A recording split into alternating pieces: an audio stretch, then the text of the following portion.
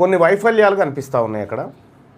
తెలంగాణ రాష్ట్ర ప్రభుత్వం మరి ముఖ్యంగా పోలీస్ శాఖ తీరుపైన ఇంకొంతమంది అధికారులపైన అక్కడి లోకల్ ఎమ్మెల్యే కమ్ మినిస్టర్ అయినటువంటి సీతక్క గారే ఆగ్రహం వ్యక్తం చేసినటువంటి పరిస్థితి.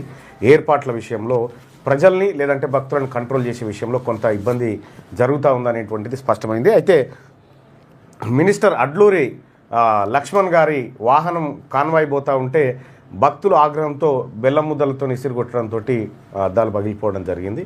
సో భక్తులకు వాస్తవానికి ఎవరైనా విఐపీలో లేకపోతే ఎమ్మెల్యేలో ఇంకెవరైనా ఉంటే ఓ రోజు ముందో పోవాలి, లేకపోతే ఎవరు లేనప్పుడన్నా పోవాలి. కానీ ఇటువంటి టైంలో పోవడం వల్ల భక్తులకు ఇబ్బంది జరుగుతూ ఉందనేటువంటి మాట వస్తూ ఉంది.